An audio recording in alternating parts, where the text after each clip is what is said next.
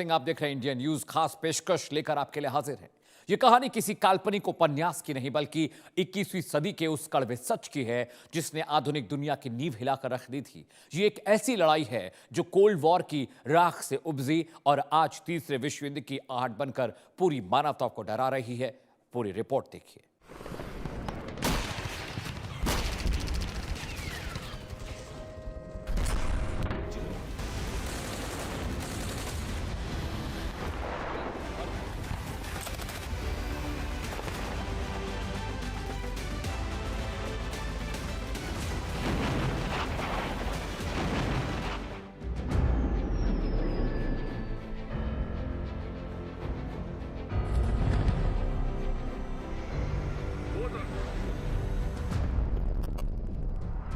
कहानी की शुरुआत 24 फरवरी 2022 से नहीं बल्कि साल 2014 की उन सर्द रातों से होती है जब यूक्रेन की सड़कों पर मैदान क्रांति की आग भड़की थी।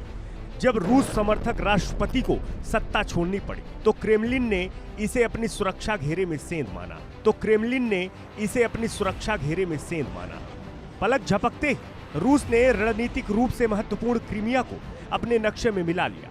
यह सोवियत संघ के पतन के बाद यूरोप की सीमाओं का सबसे बड़ा उल्लंघन था। देखिए, इस वक्त जो मैप आप मेरे ठीक पीछे बिग वॉल पर देख रहे हैं, ये समझाएगा आपको कि आखिरकार क्रीमिया रशिया के लिए जरूरी क्यों है। ये देखिए, यहाँ पे रशिया है, ये यूक्रेन का इलाका है। रशिया यूक्रेन के बीच जंग चल रही है। ये कीव है, यूक्रेन की राजधानी, और यहाँ पर क्रीमिया नीचे है। रशिया हमेशा से क्रीमिया पर कब्जा करना चाहता था और वजह यह थी कि जब क्रीमिया में एक जनमत संग्रह कराया गया तो 60% जो लोग थे वो रशियन लैंग्वेज बोलते थे।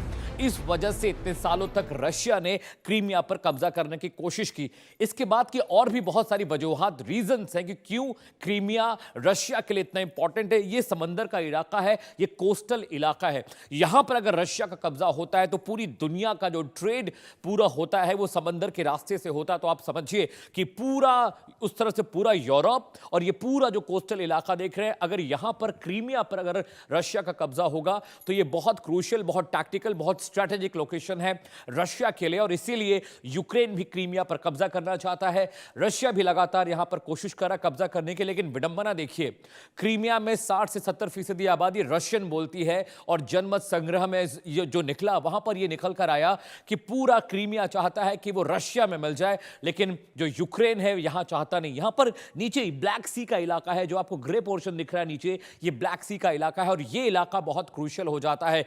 और यहां पर अगर क्रीमिया पर कब्जा हो जाएगा तो रशिया समंदर के रास्ते यूक्रेन के अलग अलग जो बॉर्डर आपको देख रहे हैं, नीचे समंदर है, जो व्हाइट पोर्शन आप देख रहे हैं, इस पूरे इलाके से रशिया यूक्रेन पर अलग अलग इलाकों में हमला कर सकता है। इसीलिए क्रीमिया पर कब्जा रशिया भी चाहता है और यूक्रेन को भी पता है कि अगर क्रीमिया पर कब्जा रशिया का हो गया तो यह जंग उसके लिए बहुत मुश्किल हो जाएगी। दूसरा बड़ा रीजन आपको मैं बता रहा हूं, यह जो इलाका है कोस्टल इलाका है, यहां पर न्यूक्लियर थर्मल पावर प्लांट है। ये जो इलाका आप देख रहे हैं, यहां पर बहुत बड़ा एक न्यूक्लियर प्लांट है और यूक्रेन इसी न्यूक्लियर प्लांट को बचाने की कोशिश में लगा हुआ है। अगर क्रीमिया पर अटैक होता है, क्रीमिया पर रशिया का कब्जा हो जाता है तो यूक्रेन के लिए बहुत मुश्किल होगी। और यूरोपीय यूनियन और पूरे यूरोप में जो ट्रेड होता है वो समंदर के रास्ते होता है दर्शकों, और यहां पर सबसे क्रूशियल हो जाता है क्योंकि अगर क्रीमिया पर कब्जा हो गया तो पूरा यूरोपीय जो समंदर है वो रशिया की जद में होगा। इसके अलावा मैं आपको बताऊं, चेर्नोबिल जो न्यूक्लियर पावर प्लांट है वो यहीं पर है और ये न्यूक्लियर पावर प्लांट यहां से बड़े पैमाने पर बिजली की सप्लाई होती है, यूरेनियम एनरिचमेंट का काम होता है। तो अगर क्रीमिया पर रशिया का कब्जा होता है तो चेर्नोबिल जो न्यूक्लियर पावर प्लांट है उस पर भी रशिया का कब्जा हो जाएगा। हालांकि अगर आप इतिहास देखें, पुराना वक्त आप देखें तो एक वक्त में क्रीमिया पर रशिया का कब्जा हुआ करता था, लेकिन यूक्रेन भी इसके लिए लड़ रहा है और रशिया भी लगातार क्रीमिया पर कब्जा करने की जद्दोजहद में लगा हुआ है।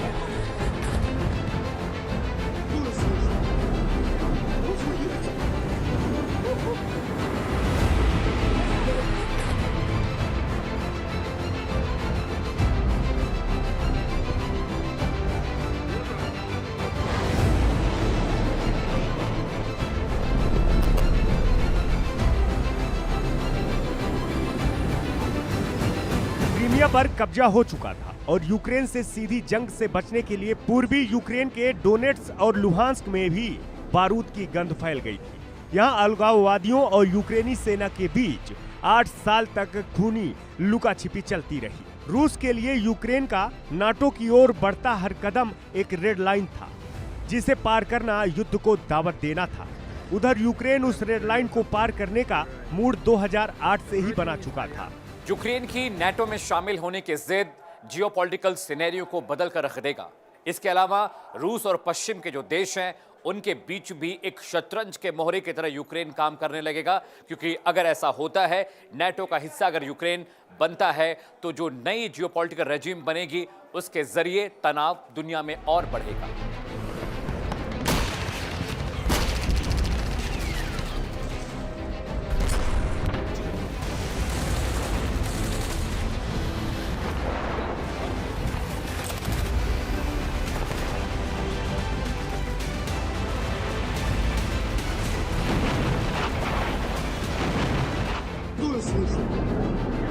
Охуеть! Пизда! Куда слышу?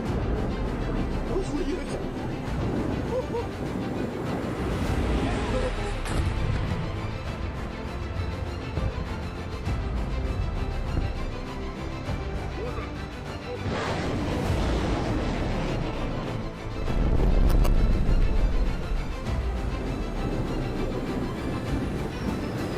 सोवियत संघ का पतन और मौन समझौता। जब 1991 में सोवियत संघ टूटा तो यूक्रेन दुनिया की तीसरी बड़ी परमाणु शक्ति के रूप में उभरा। बुडापेस्ट मेमोरेंडम 1994 के तहत यूक्रेन ने अपने परमाणु हथियार रूस को सौंप दिए। बदले में रूस, अमेरिका और ब्रिटेन ने वादा किया कि वे यूक्रेन की सीमाओं और संप्रभुता का सम्मान करेंगे।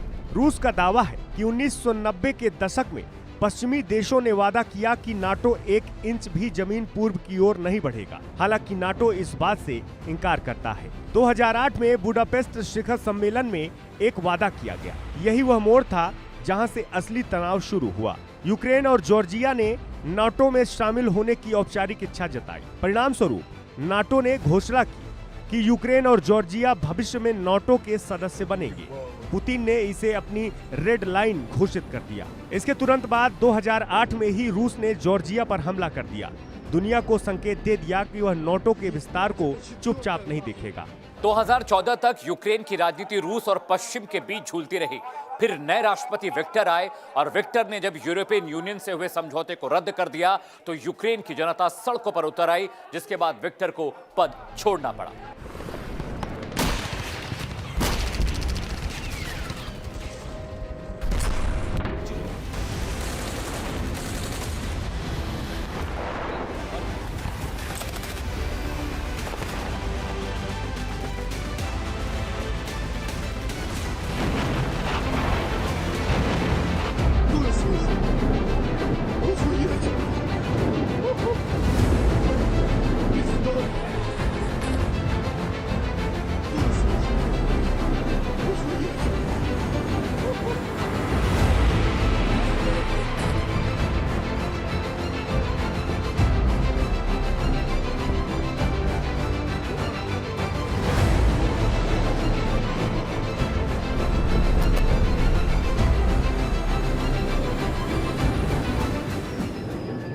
इसके बाद यूक्रेन के जनमत में नाटो के प्रति समर्थन 20% से बढ़कर 50% से ऊपर चला गया। यूक्रेन ने महसूस किया कि रूस से बचने का एकमात्र तरीका नाटो का आर्टिकल 5 ही है, जिसके तहत एक सदस्य पर हमला सभी सदस्य पर हमला माना जाता है। 2019 में जेलेंस्की के सत्ता में आने के बाद यूक्रेन ने अपने संविधान में संशोधन किया, जिसमें नाटो और यूरोपीय संघ की सदस्यता को एक रणनीतिक लक्ष्य घोषित कर दिया गया। 2021 के अंत में रूस ने यूक्रेन की सीमा पर लाखों सैनिक तैनात किए और नाटो से कानूनी गारंटी मांगी कि यूक्रेन को कभी सदस्यता नहीं दी जाएगी। नाटो ने ओपन डोर पॉलिसी का हवाला देते हुए रूस की मांग ठुकरा दी। इसके बाद पुतिन ने यूक्रेन के नाटो प्रेम को अपनी सुरक्षा के लिए अस्तित्व का खतरा बताया और हमला कर दिया। वह काली सुबह 24 फरवरी 2022, जब दुनिया सो रही थी, तब व्लादिमीर पुतिन ने एक टेलीविजन पर एक ऐसा ऐलान किया जिसने शांति के दौर को इतिहास बना दिया। उन्होंने इसे विशेष सैन्य अभियान कहा, लेकिन हकीकत में यह 3 तरफा पूर्ण हमला था। रूसी टैंक उत्तर, पूर्व और दक्षिण से यूक्रेन की छाती पर चढ़ गए। दुनिया को लगा था कि कीव 72 घंटे में घिर जाएगा, लेकिन यहाँ कहानी ने करवट ली। यूक्रेन ने घुटने टेकने के बजाय लड़ने का फैसला किया। राष्ट्रपति जेलेंस्की का बयान आया कि मुझे सवारी नहीं, गोला बारूद चाहिए। इसे यूक्रेन का पलटवार माना गया। नतीजा, रूस को कीव के दरवाजे से पीछे हटना पड़ा, लेकिन ये तो सिर्फ शुरुआत थी। नाटो देश अमेरिका, ब्रिटेन, फ्रांस और जर्मनी ने यूक्रेन की मदद की, हथियार दिए और रूस पर आर्थिक प्रतिबंध लगाए। इसके साथ ही यूरोपियन यूनियन भी जमकर यूक्रेन की मदद की, लेकिन उसके बाद फिनलैंड जैसे देश नाटो का हिस्सा बनने की कोशिश कर रहे हैं।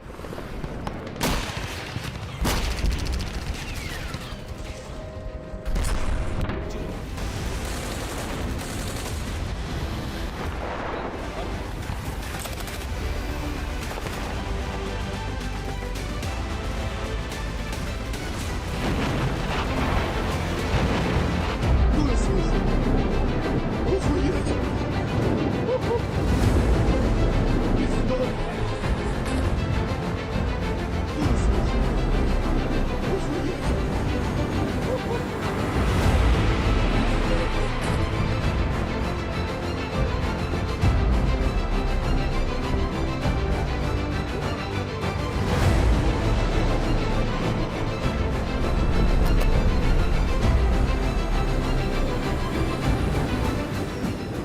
बेलारूस ने रूस को सैन्य समर्थन दिया, उत्तरी सीमा से आक्रमण की अनुमति दी।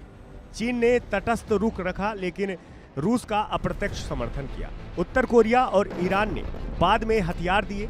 भारत, ब्राजील जैसे देशों ने तटस्थ रहते हुए शांति की अपील की। इस्कंदर मिसाइलें और टैंक और Su-34 लड़ाकू विमान हवाई हमले जारी रखे। वहीं यूक्रेन ने पश्चिम से मिले जेवलिन एंटी टैंक मिसाइलें, स्टिंजर एंटी एयरक्राफ्ट मिसाइलें और हिमार्स रॉकेट सिस्टम का इस्तेमाल किया। युद्ध के पहले साल में 24 फरवरी को रूस ने कीव में उत्तर से, खार्किव में पूर्व से, मरियुपोल में दक्षिण से हमला किया। वहीं मार्च मरियुपोल की घेराबंदी की, जहां 20,000 से अधिक नागरिक मारे गए। बुचा में नागरिकों की हत्याओं की खबरें आई। अप्रैल में क्रामाटोर्स्क ट्रेन स्टेशन पर मिसाइलें हमला, 52 नागरिक मारे गए। अप्रैल के अंत तक कीव से रूसी सेनाओं की वापसी हुई। जून तक रूस ने सेवेरोडोनेत्स्क और लिसिचांस्क पर कब्जा किया। 2022 में क्रीमिया और डोनबास सहित रूस ने 20% यूक्रेन पर कब्जा किया, लेकिन सीमित सफलता मिली। लेकिन इसके बाद पश्चिमी देशों का समर्थन बढ़ा। फिनलैंड नाटो में शामिल हुआ। अमेरिका और EU ने $100 बिलियन से अधिक सहायता दी। जर्मनी ने लियोपार्ड टैंक भेजे। उत्तर कोरिया ने रूस में सैनिक भेजने की शुरुआत की। ईरान ने शहद ड्रोन दिए। बेलारूस ने परमाणु हथियारों की मेजबानी की। वहीं सऊदी अरब ने शांति वार्ता की मेजबानी की, लेकिन कोई सफलता नहीं मिली। रूस ने कंझाल हाइपरसोनिक मिसाइलें, शाहेद ड्रोन का इस्तेमाल किया। वहीं यूक्रेन ने leopard 2 tank, patriot air defence system, storm shadow मिसाइलों का इस्तेमाल किया। इस साल जनवरी ड्निप्रो अपार्टमेंट पर हमला, 40 मारे गए। बखमुत की घेराबंदी, जहां रूस ने हजारों सैनिक खोए। कखोवका डैम का उड़ाया जाना, 80,000 लोग प्रभावित। यूक्रेन काउंटर ऑपरेटिव शुरू, लेकिन माइनफील्ड से रुका। अक्टूबर, रोजा गांव पर हमला, 51 मारे गए। साल 2024 में यूक्रेन के साथ नाटो ने एक और सहायता बढ़ाई। स्वीडन नाटो में शामिल। अमेरिका ने लंबी रेंज मिसाइलों की अनुमति दी। वहीं रूस के साथ आए उत्तर कोरिया ने 10,000 सैनिक भेजे। ईरान ने बैलिस्टिक मिसाइलें दी, तो अमेरिका सत्ता में ट्रंप प्रशासन ने बातचीत पर जोर दिया। इस साल रूस ने IRBM मिसाइलें, उत्तर कोरियाई आर्टिलरी का इस्तेमाल किया, तो यूक्रेन ने F-17 लड़ाकू विमान, ATACMS मिसाइलें, ड्रोन का इस्तेमाल कर दुनिया को सहमा रखा। फरवरी, अड्विका पर रूस का कब्जा। अगस्त, यूक्रेन का कुर्स्क का इंकर्शन, 1250 वर्ग किलोमीटर पर कब्जा। नवंबर, मॉस्को पर सबसे बड़ा ड्रोन हमला, तेल रिफाइनरीज पर यूक्रेन ड्रोन अटैक। दिसंबर, कजान पर गहरा ड्रोन हमला। रूस ने यूक्रेन के पूर्वी हिस्से के 4000 वर्ग किलोमीटर पर कब्जा कर लिया। फिर साल 2025 आया। ये वक्त ड्रोन और एआई के जरिए होने वाले हमलों की थी। यूरोपियन यूनियन ने लगातार यूक्रेन को मदद जारी रखी। रशिया के खिलाफ लगातार ईयू ने प्रतिबंध भी लगाए और आखिरकार 197 बिलियन डॉलर की मदद यूक्रेन को की गई, जिसकी वजह से आज भी यूक्रेन रशिया के साथ जंग कर रहा है।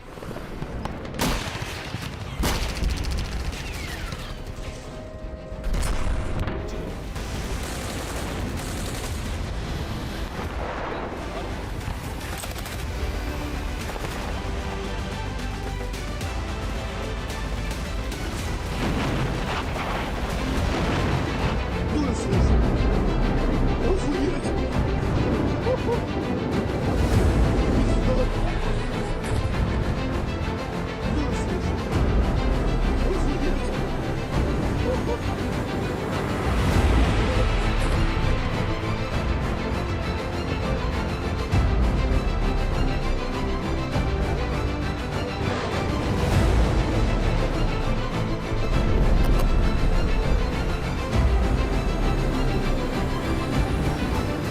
उत्तर कोरिया ने ज्यादा सैनिकों की शहादत देखते हुए सैनिक वापस बुलाए, ऐसी खबरें आई।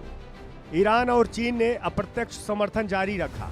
सऊदी अरब और तुर्की ने शांति वार्ता की मेजबानी की। जिनेवा में त्रिपक्षीय वार्ता रूस, यूक्रेन, अमेरिका के बीच शुरू हुई। इस साल रूस किंझाल मिसाइलें, FP1, FP5 ड्रोन, तो यूक्रेन ने लंबी रेंज पेट्रियोट सिस्टम का इस्तेमाल किया।